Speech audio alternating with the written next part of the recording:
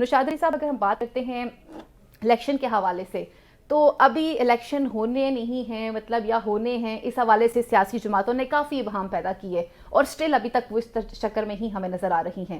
لیکن آج ایک بڑی بھاری تعداد میں جس طرح پاکستان تحریک انصاف کے لوگوں کے کاغذات کو مسترد کیا گیا ہے، اس پیش رفت کو یا اس آج کی کارروائی کو آپ کس طرح سے دیکھتے ہیں؟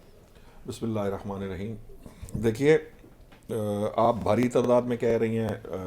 مجھے تو لگتا ہے کہ پاکستان تحریک انصاف کا شاید ہی کو پتہ بچا ہو جس کے کاغذات نامزدگی جو ہیں وہ مسترد نہ کیے گئے ہوں. اس کی وجہ یہ ہے، شاید نمبر کے اندر یہ کوئی 30-31 لوگوں کی بات کی جا رہی ہے جو ابھی تک سامنے آئے ہیں. اس سے زیادہ بھی ہو سکتے ہیں، کم بھی ہو سکتے ہیں. میرے سامنے یہ لسٹ جو میں نے نام لکھے وہ یہ میرے سامنے آئے.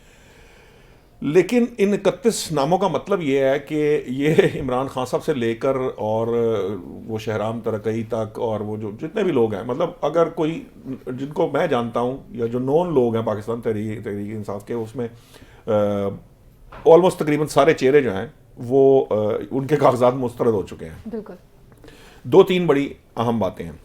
پہلی بات تو یہ ہے کہ یہ درست ہے کہ 9 مئی کے جو معاملات ہیں، جب کرمنل کیسز ہوں تو وہ لوگ انتخابات میں حصہ نہیں لے سکتے. لیکن ان کے علاوہ جو معاملات ہیں وہ مجھے نہیں سمجھ میں آ رہا، کیونکہ اس صورت کے اندر تو یہ انتخابات جو ہیں ان پہ بہت بڑا سوالیہ نشان لگے گا. ایک بات. دوسری بات ہے کہ انٹرنیشنل کمیونٹی دیکھ رہی ہے ان انتخابات کو تسلیم کیسے کیا جائے گا. اگر آپ اس طرح سے انتخابات کرائیں گے تو پھر ان کی کوئی سینکٹیٹی نہیں رہے گی. تیسرا معاملہ یہ ہے، وہ میرے لیے اور زیادہ پریشان کن ہے. مجھے یہ بات سمجھ میں نہیں آ رہی کہ اب یہ پتہ نہیں پی ٹی آئی کو ڈھونڈنا چاہیے کہ یہ وکیل ان کے خلاف سازش کر رہے ہیں یا وہ خود اتنی نیگلیجنس ہے کہ دیکھیے عمران خان صاحب ایک لیڈر ہیں، اور اگر پاکستان تحریک انصاف کی یہ حالت ہے کہ وہ اپنے جو لیڈر کے چیئرمین جو ان کے ہیں، سابق چیئرمین جو ہیں یا بانی قائد جو ہیں، ان کے بھی کاغذات جو ہیں وہ صحیح طرح سے جمع نہیں کرا سکتے کہ ان میں سیکنڈر اور پروپوزرز کے معاملات خراب ہو رہے ہوں کہ جی وہ یہ تو قانون ہے نا، یہ تو قانون سب کو معلوم ہے، یہ تو ایک عام M P A M N A کو بھی یہ بات معلوم ہے.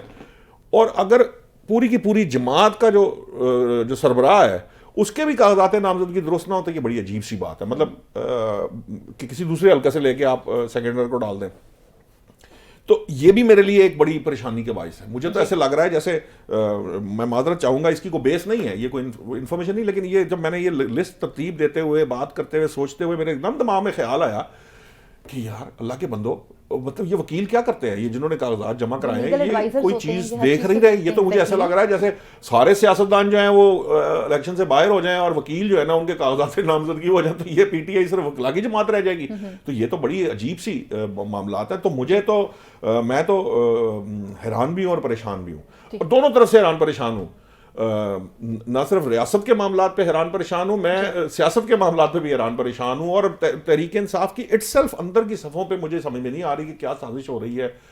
میرا یہ خیال تھا، مجھے لگ رہا تھا، اس طرح کی باتیں میں دیکھ رہا تھا کہ الیکشن کو متنازع بنانے کی جو بات ہے وہ پاکستان تحریک انصاف کی طرف سے کوشش کی جا رہی ہے.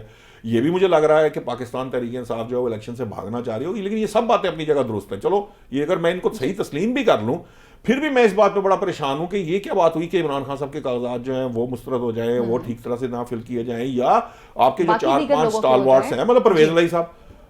میری تو سمجھ سے بالا تر ہے کہ جو بندہ 2 دفعہ وزیر اعلیٰ رہا ہو.